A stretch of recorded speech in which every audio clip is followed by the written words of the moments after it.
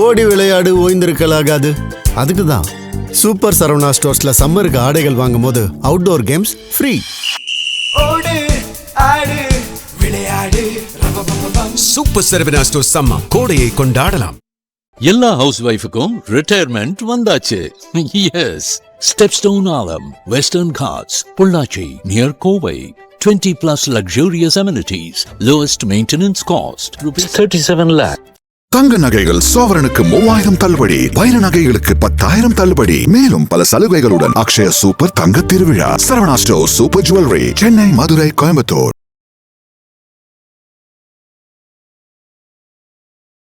தனுசு ராசிக்காரர்கள் இந்த மாதிரி சும்மா இருக்க மாட்டோம். எங்கேயாவது வலை வீசிட்டு இருக்கேன்னா கண்டிப்பாக வலை வீசுவாங்க.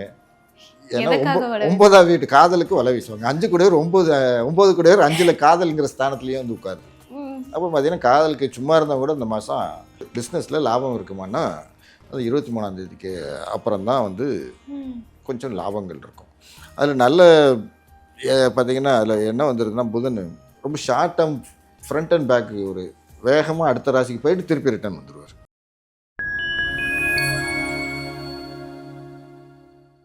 ஃபைன் டைம் சக்ரா நேயர்களுக்கு வணக்கம்.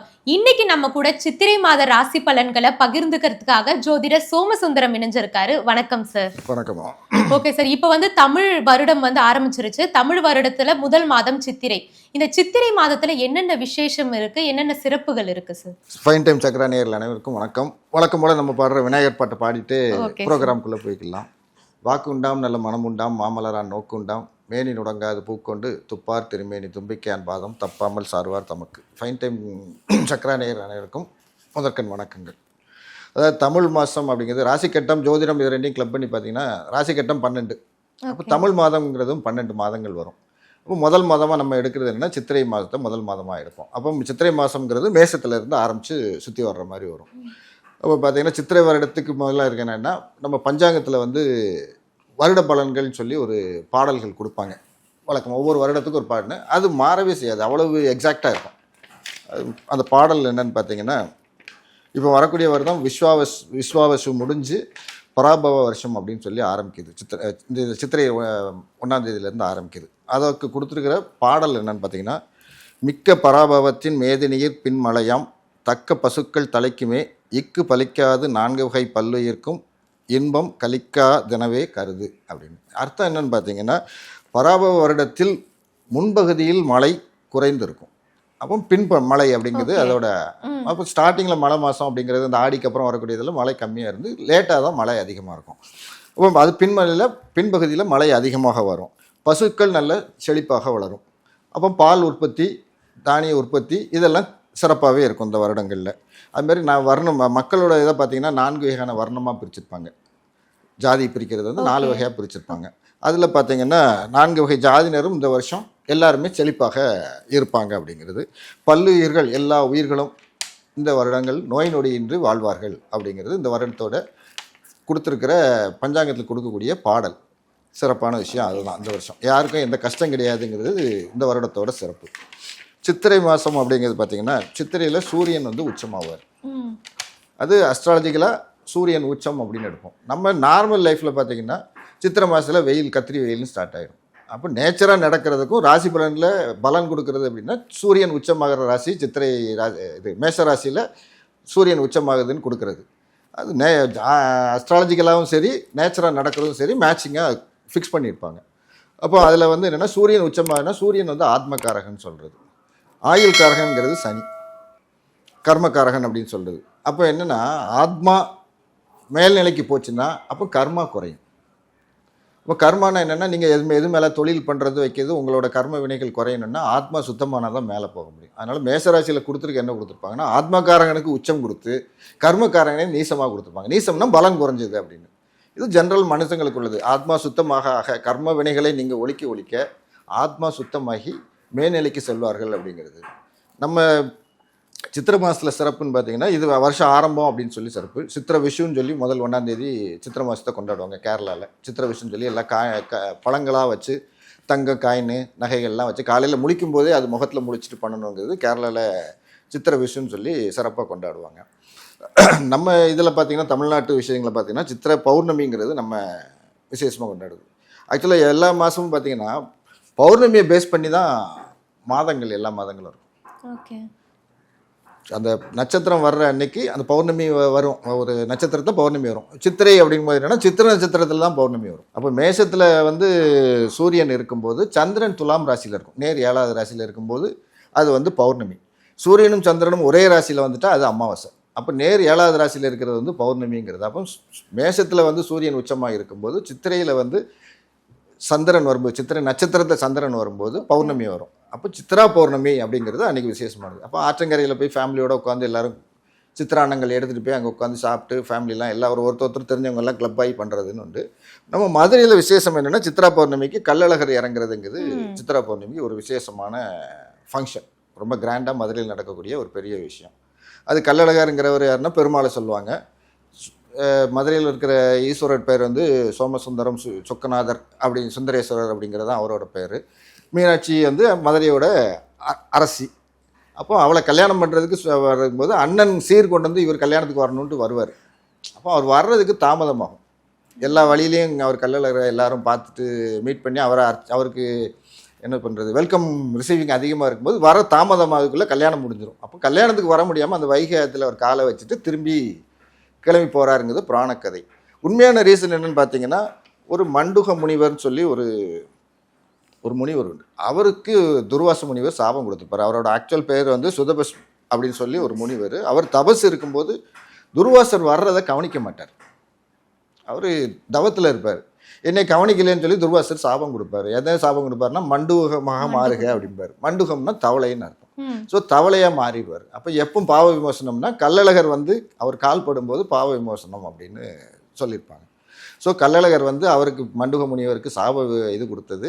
ஆற்றங்கரைக்கு வந்துட்டு போகிற விசேஷங்கிறது சித்திரை மாதம் சிறப்பான விசேஷங்கள் நிறைய முகூர்த்தங்க. ஏன்னா ஈஸ்வரனுக்கே கல்யாணம் நடக்கிறதுனால என்னென்னா சவுத் சைடில் இருக்கவங்கலாம் கல்யாணத்துக்கு சிறப்பான மாதமாக சித்திரை மாதம் இருக்கும். இன்னொரு நிறைய பேருக்கு தெரியாத விஷயம் என்னென்னா சித்திரகுப்த பூஜை கொண்டாடுவாங்க. சித்திரகுப்த விரதமாக வச்சு ஒரு பூஜை பண்ணுவாங்க. ஏன்னா நல்ல ஒரு ஆயுள் விருத்திக்கும். சித்திரகுப்தருங்கிற ஆயுள் கணக்கு எழுதுகிற ஆளுன்னு சொல்லி நம்ம புராணங்களில் சொல்கிறது. எல்லாருடைய கணக்கு வழக்கு பாவம் புண்ணியம் இந்த கணக்கை எழுதி அக்கௌண்டன்ட் அவர். ஸோ அவர் அந்த பூஜை பண்ணனால ஆயுள் விருத்தி விஷயங்களுக்கும் விதி ப்ராப்ளமாக இருக்கிறத மாற்றணுங்கிறதுக்காக சித்திரை இதில் கொண்டாடுவாங்க. அதுக்காக உண்டானது சித்திரகுப்த பூஜைங்கிறது சித்திரை மாதத்தில் சிறப்பான விஷயங்கள். அதில் அதுமாதிரி பார்த்திங்கன்னா இதில் நம்ம சித்திரை மாதம் அந்த கள்ளழகர் ஆற்றுங்கிறது என்னென்னா ஒரு திருமலை நாயக்கர் காலத்தில் அதை வந்து ஒரு ரெகுலேஷனை ஃபார்ம் பண்ணி கரெக்டாக ரூல்ஸ் அண்ட் ரெகுலேஷன் ஃபார்ம் பண்ணி கொண்டு வந்தாங்க. சைவ வைணவ ஒற்றுமைக்காக உண்டான விழா அது. சைவத்தில் சிவன் தான் பெரியவர்னு இவங்க அடிச்சுக்கிட்டாங்க, அவங்க பெருமாள் பெருசுன்னாங்க. அந்த சண்டை இல்லாமல் இருக்கணுங்கிறதுக்காக சிவன் பார்வதி கல்யாணத்தை நடத்தி வைக்க பெருமாள் வந்தாருன்னு சொல்லி சைவ வைஷ்ணவ ஒற்றுமைக்காக உருவாக்கப்பட்டது. அப்போ மத நல்லிணக்கம் இந்த எல்லா விஷயத்துக்காக உண்டானதுனால சித்திரை மாதம் சிறப்புகள் இதெல்லாம் நார்மலாக உள்ள சிறப்பான விஷயங்கள். இப்போ தனுசு ராசிக்காரர்களுக்கு இந்த சித்திரை மாதத்தில் பலன்கள் எப்படி அமைஞ்சிருக்கு சார்? தனுசு ராசி நேர் 7ல் குரு உட்காந்துருக்காரு. மிதுனத்துலேருந்து குரு பார்த்துட்ருக்காரு. அப்போ ஒரு வருஷம் இவங்க என்னென்னா நல்லா கம்ஃபர்டபுளாக குரு பார்வையில் இருக்கிறதுனால 1 இயர் இவங்களுக்கு ஜென்ரலாகவே வந்து எந்த பிரச்சனையும் கிடையாது அப்படிங்கிறது. பட் மந்த்லி பேசுகிறதுனால என்னென்னா இந்த வீட்டுக்கு என்னென்னா 9வது வீட்டுக்குடைய சூரியன் 5வது வீட்டுக்கு வந்துடுறாரு. 9ஆம் இடம் பாக்கியத்தை குறிக்கக்கூடியது, 5ஆம் இடம் பூர்வ புண்ணியத்தை குறிக்கக்கூடியது. அப்போ 9ஆம் இடத்துக்கு பாக்கியத்தை குறிக்கக்கூடிய சூரியன் பூர்வ புண்ணிய ஸ்தானத்துக்கு வருகிறது. அப்போ கண்டிப்பாக பார்த்தீங்கன்னா இவங்க வந்து குலதெய்வ கோயிலுக்கு இந்த மாதம் போவாங்கன்னா இந்த மாதம் கண்டிப்பாக போவாங்க. போயிட்டு வரதில் எதுவும் இடைஞ்சல் இருக்குமானா ஒரு தொந்தரவு இருக்காது. குரு பார்வை ராசிக்கு இருக்குது. அதனால் ஸ்மூத்தாக போவாங்க, ஸ்மூத்தாக வருவாங்க. ட்ரெயின்லலாம் நார்மலாகவே டிக்கெட் கிடைக்கும். தக்கல்லாம் போட வேண்டாம், நார்மலாகவே டிக்கெட் கிடைக்கும். அழகாக பயணங்கள் செஞ்சு குலதெய்வ தரிசனம் வழிபாடுகள் உண்டானா தனுசு ராசிக்காரர்களுக்கு கண்டிப்பாக இந்த மாதம் உண்டு. அதுமாதிரி பூர்வீக சொந்த ஊருக்கு போகிற வாய்ப்புகளும் தனுசு ராசிக்காரர்களுக்கு கண்டிப்பாக உண்டு. கண்டிப்பாக போயிட்டு வரணும் சித்திரை மாதத்தில் அப்படிங்கிறது. அந்த வீட்டுக்கு பார்த்திங்கன்னா 2, 3 கூடியவர் வருஷ பிளானட்டு, அவர் 4ல் போய் இருக்கிறாரு. அப்புறம் 12க்கும் 5க்கும் உடைய செவ்வாய் அப்படிங்கிறவர் 4ல் உட்காந்துட்ருக்கார். அப்போ 12ஆம் வீடுங்கிறது வைத்தியத்தை குறிக்கக்கூடியது, அவர் 4ல் உட்காந்துருக்கார். அப்போ 4ஆம் வீடு சுகத்தை கெடுப்பார். 12ஆம் வீடு கொடுத்து வைத்திய செலவை கொடுக்கக்கூடிய செவ்வாய் 10ஆம் தேதி வரைக்கும் 4ஆம் இடத்துல உட்காருதாரு. செலவை கொடுக்கக்கூடிய பிளானட்டு சுகஸ்தானத்தில் உட்கார்ந்தா சுகம் கெடும். 10ஆம் தேதி வரைக்கும் கொஞ்சம் ஹெல்த்தில் கவனமாக இருந்துக்கணும். அதுக்கப்புறம் அவங்க வந்து அந்த செவ்வாய் டிரான்சிட் ஆகும்போது அந்த விஷயங்கள் இருக்காது. அப்போ செவ்வாய் 5ஆம் வீட்டுக்கு வரும்போது என்னென்னா குழந்தைகள் வயசுக்கு ஏற்ற மாதிரி குழந்தைகள் கூட கொஞ்சம் ஆர்கியூமெண்ட்டு கொஞ்சம் சென்சேஷனலாக இருக்கும், ஹீட்டட் ஆர்கியூமெண்ட்ஸ்லாம் வரும். செவ்வாய் கோவம்ல, அப்போ 5ஆம் வீட்டுக்கே தன் வீட்டுக்கே வரும்போது குழந்தைகள் தான் பிடிச்சபடி இதுதான் கரெக்டுன்னு பேசும். இப்போ என்ன ஸ்டேஜ்னு எடுத்திங்கன்னா, படிக்கிற பிள்ளைல நீங்கள் ஒரு கோர்ஸ் படிக்க சொல்லுவீங்க, குழந்தைகள் அதெல்லாம் கிடையாது, நான் இதை தான் படிப்பேன் அப்படின்னு. அப்போ தன் வீட்டுக்கு வரும்போது அது பலமாக இருக்கும்போது குழந்தைகள் பலமாக இருப்பாங்க. இந்த மாதம் ஹெல்த் வைஸாக இருப்பாங்க, மென்டலி ஸ்ட்ராங் ஆகிட்டு தான் பிடிச்ச பிடிக்கு 3 கால், நான் பிடிச்ச மயிலுக்கு 3 கால்ங்கிற ஆர்குமெண்ட்டில் பலமாக இருப்பாங்க. அப்போ ஹீட்டட் ஆர்குமெண்ட்ஸு குழந்தைகள் கூட நிறையவே வரும். அதுமாதிரி 6ஆம் வீட்டுக்குரிய சுக்கிரன் 6லே வந்துடுது, அது கொஞ்சம் இடைஞ்சல். 6ஆம் வீடு நோய் நொடி எதிர்ப்புங்கிறது நெகட்டிவ் பாயிண்ட்ஸு, உத்தியோகங்கிறது பாசிட்டிவான விஷயம். அப்போ 6ஆம் வீட்டு அதிபதி 6லே வந்து உட்காரதுனாலனா கடன் வாங்க வேண்டியது இருந்தால் கண்டிப்பாக வாங்கணும் இந்த மாதம். நோய் வருமானு கேட்டால் கொஞ்சம் அது, ஏன்னா அந்த பிளானட் இந்த மாதம் ஸ்ட்ராங்காக இருக்குது. அப்போ அவங்களுக்கு இந்த இஷ்யூஸ்லாம் உண்டு. வேலை தேடுறவங்களுக்கு வேலை கிடைக்குமான்னு கேட்டால் கண்டிப்பாக கிடைக்கும். ஏன்னா ராசிக்கு குரு பார்வை இருக்குது, அவங்க உத்தியோகத்துக்கு உண்டான பிளானட்டு 6ஆம் வீட்டிலே பலமாக இருக்கார். அப்போ வேலை கிடைக்குமானா கண்டிப்பாக வேலை கிடைக்கும். ஒரு பாசிட்டிவ் ஒரு நெகட்டிவ் ரெண்டுமே கலந்தது தான் ஜோதிடம். அப்போ உத்தியோகம் உண்டுன்னா உத்தியோகம் உண்டு. அப்போ வேறு இதில் என்ன கடன் வாங்க வேண்டியது இருந்தால் கடன் வாங்க வேண்டியது. ஏன்னா 12 குடையவன் 4ல் இருக்கிறனால உடம்பு சரியில்லாமல் போகிறதுனால கடன் வாங்கி வைத்திய செலவு பார்க்க வேண்டியது வருமானு கேட்டால் கண்டிப்பாக வரும். 10ஆம் தேதி வரைக்கும் அந்த டிஸ்டர்பன்ஸ் இருக்கும். 10க்கு அப்புறம் அந்த கடன் வாங்கி செலவழிக்கிறதுங்கிறது குறைஞ்சிரும், வைத்தியத்துக்கு செலவழிக்கிறது குறைஞ்சிரும். அதுக்கப்புறம் பார்த்தீங்கன்னா 9ஆம் வீடு தந்தையை குறிக்கக்கூடியது. அப்போ தந்தை மகன் உறவுங்கிறது நல்லாயிருக்கும். பையன் கூட சண்டைங்கிறது ஹீட்டட் ஆர்கியூமெண்ட்டு, அதாவது ஒரு ஆளுக்கு அப்பா இருப்பாங்கல்ல, அவங்களுக்கும் இவங்களுக்கும் உள்ள ரிலேஷன்ஷிப் அப்படின்னு கேட்டிங்கன்னா நல்லாயிருக்கும். அப்போ தந்தை மகள் உறவு எப்படி இருக்கும் சார்? அதான் பிள்ளையா பையனா பொண்ணா ஏதாவது மகள்னாலும் மகன்னாலும் எதுனாலும் சரி, அதாவது குழந்தை அவ்வளோதான். இப்போ அந்த ஒரு ரிலேஷன்ஷிப் நல்லாயிருக்கும். 5ஆம் வீடு பாக்கியத்தில் வந்து உட்கார்றதுனால, பூர்வ புண்ணியத்தில் வந்து உட்கார்றதுனால, அது 9ஆம் வீடு வந்து 5ல் உட்கார்றது அது நல்லாவே இருக்கும். தனுசு ராசிக்காரர்கள் இந்த மாதிரி சும்மா இருக்க மாட்டோம். எங்கேயாவது வலை வீசிட்டு இருக்குன்னா கண்டிப்பாக வலை வீசுவாங்க. ஏன்னா 9ஆம் வீட்டு காதலுக்கு வலை வீசுவாங்க. 5 கூடையர் 9 கூடையர் 5ல் காதல்ங்கிற ஸ்தானத்துலேயே வந்து உட்காருது. அப்போ பார்த்தீங்கன்னா காதலுக்கு சும்மா இருந்தால் கூட இந்த மாதம் ஒரு ட்ரை பண்ணுவோமேங்கிறதுலாம் தனுசு ராசிக்காரர்களுக்கு அதிகமாகவே இந்த மாதம் 5ல் சூரியன் பிரகாசிக்கும். அதனால் அவங்க ரொம்ப இந்த மாதம் கொஞ்சம் ட்ரை பண்ணதெல்லாம் நிறையாவே இருக்கும். Okay sir. அதுமாதிரி இப்போ 10ஆம் வீட்டுக்குரிய புதன் இது 23ஆம் தேதிக்கு அப்புறம் வந்து மாறுறதுனால அவங்களுக்கு தொழில் கொஞ்சம் சிறப்பாக இருக்கும். அது வரைக்கும் தொழில் கொஞ்சம் மந்தமாக இருக்கும். 23, 24ஆம் தேதி வரைக்கும் புதன் நீசத் பலனில் இருக்கிறதுனால கொஞ்சம் மந்தமாக இருக்கும். நீசம்னா பலம் குறைஞ்சது. அப்போ அவர் 5ஆம் இடத்துக்கு வரும்போது தான், புதன் 5ஆம் இடத்துக்கு வரும்போது தான் கொஞ்சம் நல்ல பிஸ்னஸில் லாபம் இருக்குமானா அது 23ஆம் தேதிக்கு அப்புறம் தான் வந்து கொஞ்சம் லாபங்கள் இருக்கும். அதில் நல்ல பார்த்திங்கன்னா அதில் என்ன வந்துருக்குன்னா, புதன் ரொம்ப short term front and back ஒரு வேகமாக அடுத்த ராசிக்கு போயிட்டு திருப்பி ரிட்டர்ன் வந்துடுவார்.